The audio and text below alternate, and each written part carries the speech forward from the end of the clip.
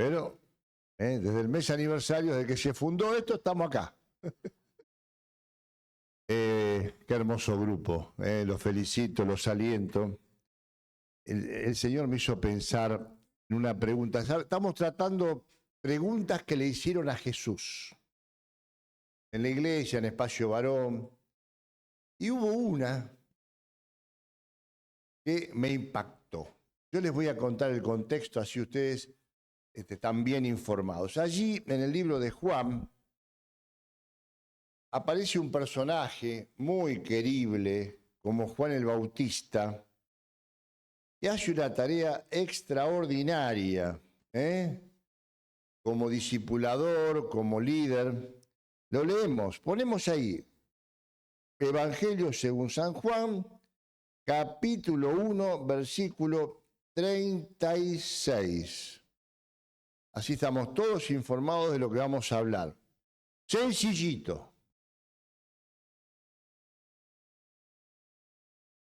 El siguiente día, otra vez estaba Juan el Bautista y 2 de sus discípulos. ¿Ustedes saben cómo se llamaban los discípulos? Uno es el que escribió este libro, Juan, y el otro, mi cuñado, iba a decir, Andrés. Andrés. Y mirando a Jesús, que andaba por allí, miren qué casualidad. Qué casualidad, ¿no? En la vida del creyente existen las casualidades o las causalidades. Dice, y mirando a Jesús que andaba por allí, ¿quién lo miraba? Juan, muy bien, Juan el Bautista. Dijo, esto es trascendental, he aquí el Cordero de Dios. Le oyeron decir esto, esta expresión, le oyeron hablar los 2 discípulos de Juan, ¿y qué hicieron? Siguieron a Jesús. Miren qué charla extraña. Y volviéndose Jesús, miren, en Wilde, cuando te sigue alguien, prepárate, seguro que te roba, ¿no? En Banfield y en Lanús. Pero el Señor se da vuelta y observa que había 2 que le seguían. Y volviéndose y viendo que le seguían, les dijo, miren qué pregunta extraña, ¿no? ¿Qué buscáis? El Señor no les dice, ¿me buscan a mí? ¿Están interesados en hablar conmigo? Porque habitualmente cuando alguien sigue a una persona es para hacerle alguna pregunta o pedirle algo. ¿Qué buscáis? ¿Qué están buscando? Que me siguen, ¿no? No a quién buscáis. Entonces ellos le dijeron, y ahí viene la preguntita, le dijeron, miren, Rabí, maestro, ¿dónde moras? Es una pregunta que tiene una intencionalidad encubierta, ya van a ver por qué. ¿Dónde moras? ¿Qué les dijo el Señor? Venid y ved. Y terminamos la lectura, fueron y vieron dónde moraba, y se quedaron con él aquel día, porque era como la hora 10. Ampliamos. Estaba Juan el Bautista, muy conocido. Y estaban detrás de él, siguiéndole, Andrés y Juan, vamos a diferenciarlo, el evangelista, ¿sí? El escritor de este evangelio. ¿Y algo más? Muy bien, la hermana que riega, muy bien. La regadora. Primera Juan, segunda Juan, tercera de Juan y miren todo lo que escribió. Bien. Estaba este hombre allí, ¿no es cierto? Y aparece Jesús. ¿Y qué hizo Juan? Yo tengo una hija mayor, Geraldine, que le decimos centro de escena, porque desde chiquita siempre se ponía en el medio. Era el centro de atención. No sé si Flor era igual. El centro de atención. Ella se movía, estaba, quería que todos la mirásemos. ¿Qué hizo Juan? Se corrió. del centro de la escena. Esa es la actitud de un verdadero discipulador.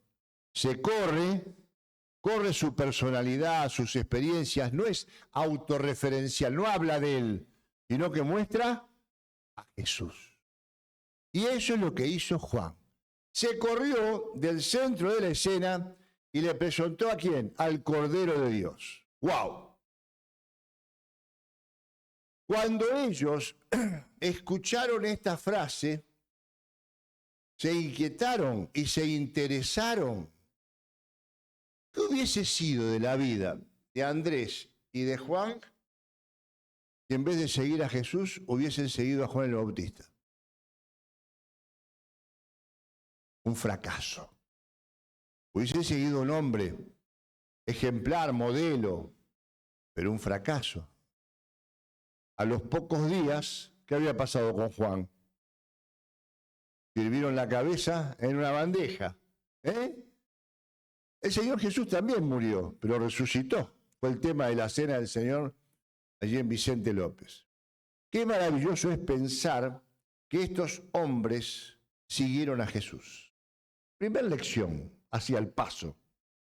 Juan no buscó sus seguidores, no buscó prosélitos, no buscó hacer discípulos de él, sino buscó hacer discípulos de Cristo. Es maravilloso. Cada uno de los que están sentados acá, alguna vez fueron discipulados, llevados a los pies de Jesús, ¿sí? Y la persona que los llevó se corrió. Porque lo importante es Jesús, no Sandra, no Fabricio, no Carlito. ¿Me entienden? Lo importante es Jesús. Seguir un hombre dura poquito, ¿sí? Hasta que se equivoque o falle. Desapareció para mostrar al maestro. Siempre pienso en los padres de Juan. Uno le enseñó a trabajar y el otro le puso la semillita de las consideraciones mesiánicas. Salomé se llamaba la mamá, una mujer que siguió al Señor hasta la cruz, ¿sí? Estaba ahí cuando lo crucificaban. Evidentemente influyó sobre sus hijos, que se llamaban Juan y Jacobo. Y por eso ellos fueron a ver a Juan, porque empezaron a escuchar hablar que venía que hablaba del Mesías, de uno que venía después que él, que era mayor que... Entonces se acercaron y ahí quisieron esa iniciativa de su mamá, Salomé, los llevó a encontrarse con Jesús. ¿Dónde mora, Señor? El Señor se da vuelta, como leíamos, y les hace la pregunta, ¿qué buscan? No a quién buscan. O mejor dicho, ¿qué quieren de mí? ¿Sí? ¿Qué es lo que querían? Les voy a hacer una pregunta. ¿El Señor tenía casa propia? No tenía donde apoyar su cabeza. A lo sumo, un monoambiente. No era un palacio. ¿Cuánto se tarda en mostrar un monoambiente? A ver. ¿1 minuto? 2. ¿Saben una cosa? Me parece que el Señor le mostró más que un monoambiente. Estuvieron todo el día. 90 años después de este encuentro, Juan el Evangelista, el autor de este libro, se acuerda del día y la hora. Lo leíste, mirá, fíjate. Mirá lo que dice. Estuvimos todo el día con él, versículo 39, porque era como la hora 10. Miren lo que habrá sido ese encuentro de Juan con el Señor, que no se lo olvidó nunca más. Todo un día. ¿Qué le mostró el Señor? Yo anoté acá. Se dedicó a hablarles de su persona, de sus planes, de sus proyectos, del reino. Miren, estos dos jóvenes fueron absolutamente beneficiados con el encuentro con el Señor. La pregunta fue una excusa. Señor, ¿dónde vivís? Y el Señor que los interpretó, les dijo, vengan y vean. ¿Saben qué? Otras traducciones dicen, vengan que yo les explico. ¿Qué cosa? ¿Por qué soy el Cordero de Dios? Tal como profetizó Juan. Qué maravilloso, ¿no? Conclusión primaria. Qué maravilloso es encontrarse con el Señor. Hemos cantado.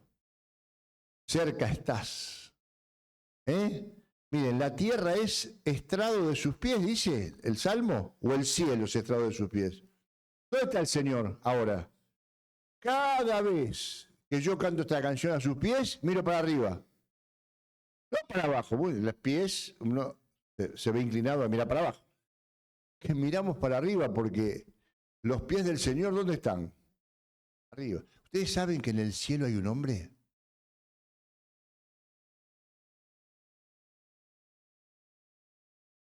¿Saben? ¿Saben? ¿No? Porque lo dije en el Müller un día y vino una señora y me dice, no, Carlos, ¿cómo en el cielo un hombre? Y sí, en el cielo entró un hombre.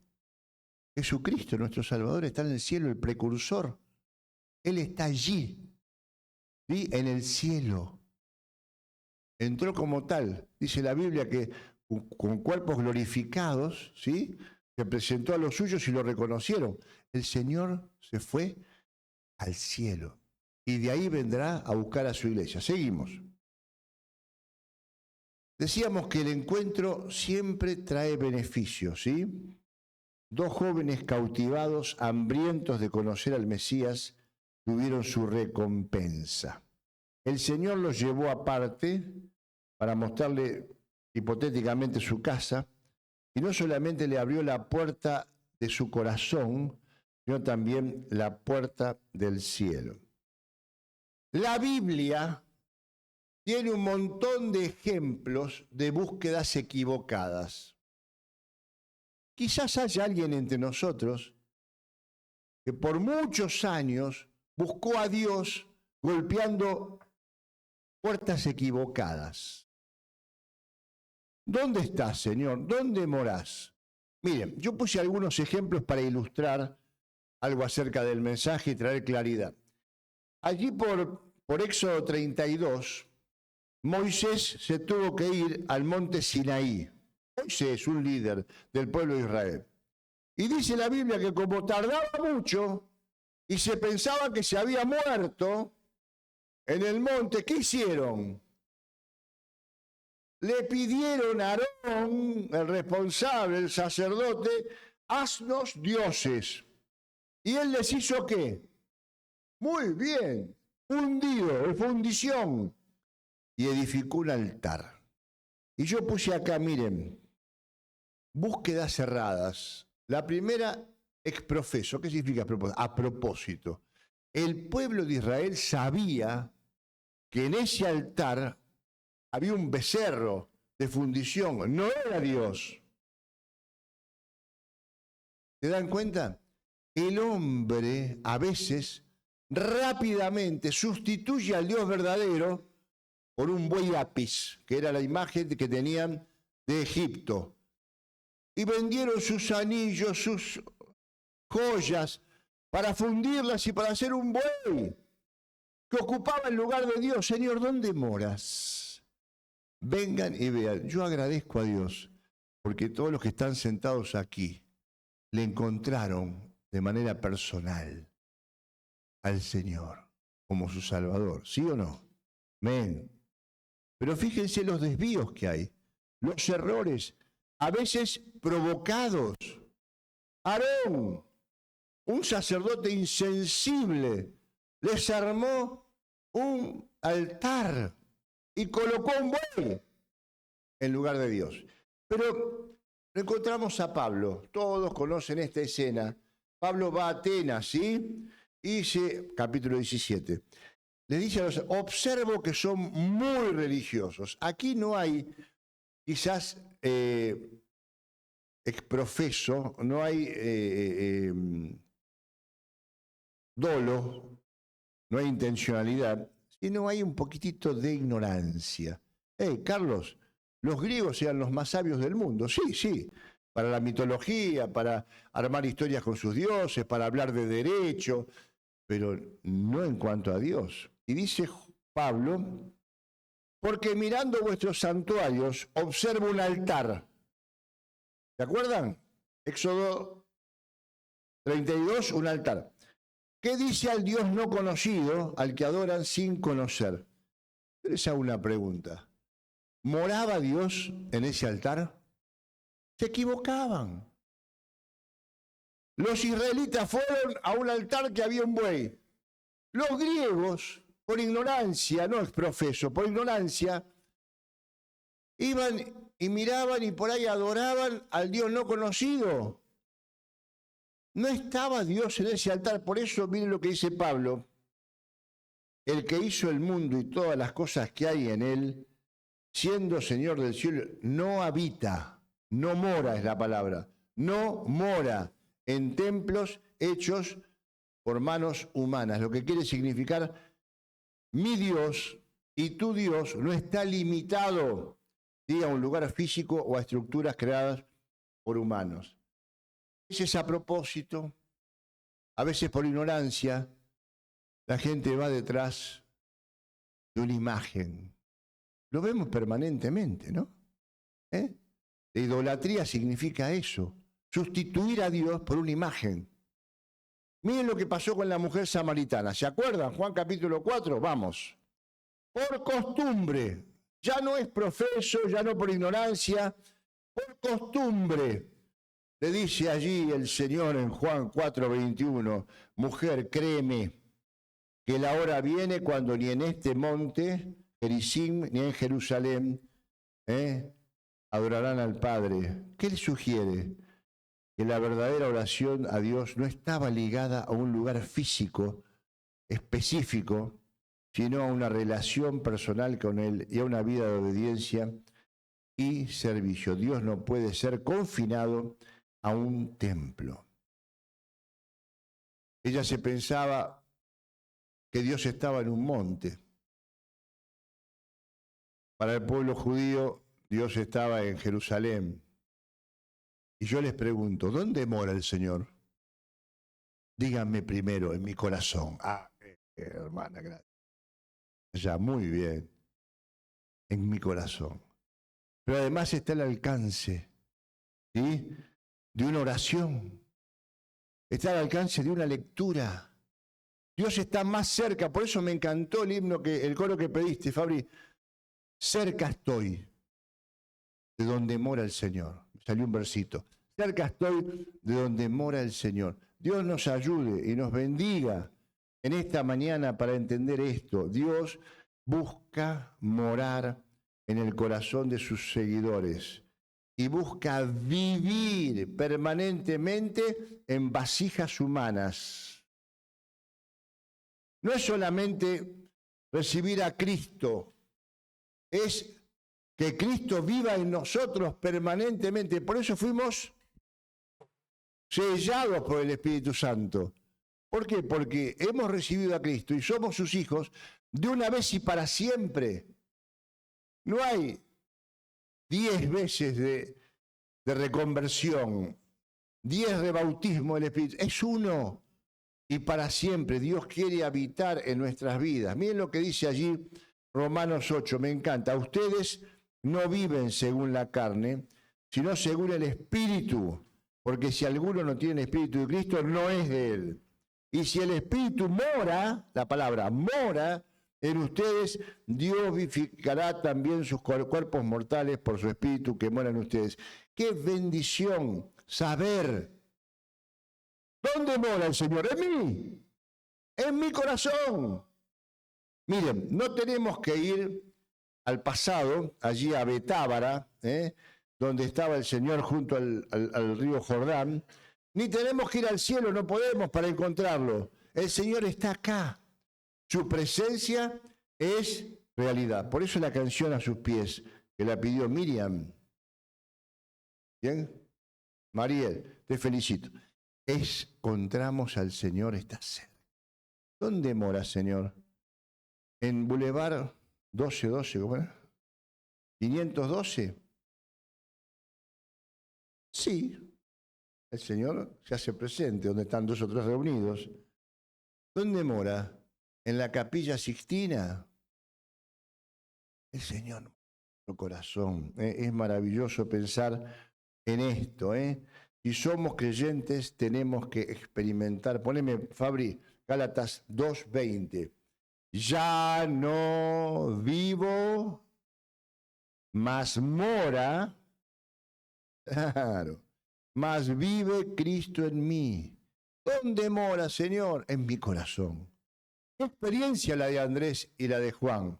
Porque a partir de ese encuentro y de la ratificación de su fe, poneme, Fabri, allí Juan 2:11. Miren lo que dice. Este principio de señales hizo Jesús de Caná de Galilea y manifestó su gloria. Escuchen, y sus discípulos creyeron en él. Hubo un primer encuentro. Andrés, Juan, después se agregó Pedro, Natanael, ¿sí? Y ellos, eran 5, fueron a las bodas de Caná de Galilea. Y el Señor hizo un milagro de tal entidad que cayeron a sus pies y creyeron definitivamente en él. Este es el momento de la conversión, ¿sí? Ellos fueron impactados por el Señor en su primer encuentro cuando le fue a mostrar su casa, el monoambiente, pero el Señor siguió trabajando sobre sus vidas. Y dice la Biblia, y creyeron en él. Y empezó a morar definitivamente en sus vidas. Cada día debemos buscarle, hablarle, relacionarnos íntimamente con él. Hay una hermosa canción que no vamos a cantar, que es muy larga, y dice, quiero conocer a Jesús. Yeshua, ¿no es? Quiero conocer. Bueno, ¿qué implica? Haberlo encontrado, haberlo conocido, saber de él, hablar con él, escucharle. Qué privilegio, hermano. Él mora en nuestros corazones. ¿Cómo vamos a desaprovechar esta oportunidad, ¿no?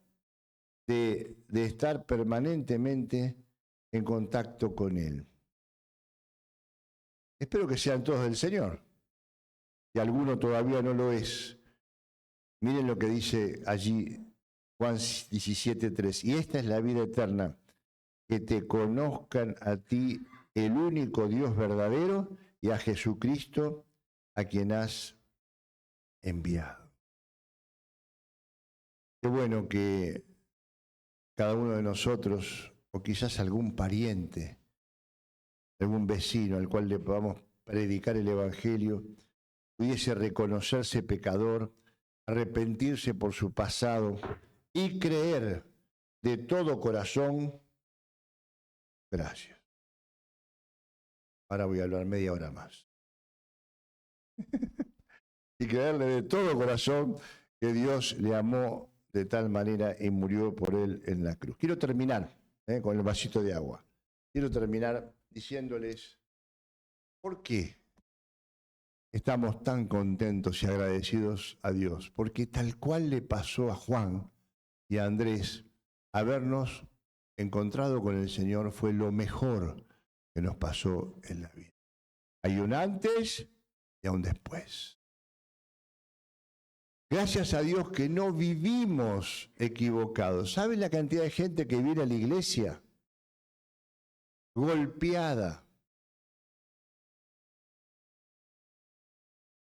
por malas experiencias, de haberse equivocado en su búsqueda de Dios. Algunas, como los israelitas, se equivocaron sabiendo que se equivocaban. Diríamos a propósito. Otros por ignorancia. Y otros seguían y seguían con su religión por costumbre. Y un día se les apareció el Señor. Y estuvo dispuesto a hablarles claramente, porque el Señor se manifiesta a través de su palabra, como lo hizo con Andrés y con Juan. Y se dieron cuenta del tiempo perdido y le recibieron como su Salvador personal. ¿Dónde moras, Señor? ¿Dónde mora el Señor? En mi corazón. Porque un día tuve la lucidez espiritual de darme cuenta que ese encuentro iba a cambiar mi destino final, mi vida presente y eterna. Y me aferré con todas mis fuerzas al Señor. No lo dejé pasar. Miren, estos dos discípulos podrían haber dicho, bueno, la verdad que es una frase complicada esta de Juan el Bautista, he aquí el Cordero de Dios que quita el pecado del mundo. Se la vamos a preguntar a Juan. No, tuvieron interés de ir a la fuente, al Señor. Y esa es la realidad de los creyentes, ir a la fuente. Lo hemos hecho un día, recibiendo a Cristo, entendiendo que nos amaba, que murió por nosotros. Y cada día seguimos yendo y volviendo a esa fuente inagotable de sabiduría, ¿sí? De contenido, porque la palabra es así, tiene contenido. Y el Señor nos habla, nos fortalece, nos vivifica. Hermanos, que Dios les bendiga. No quiero extenderme porque sé que a las 12 tienen que terminar y yo también me tengo que ir. Que Dios los bendiga y feliz mes aniversario pasado. ¿Ven? Y me tomo el agua.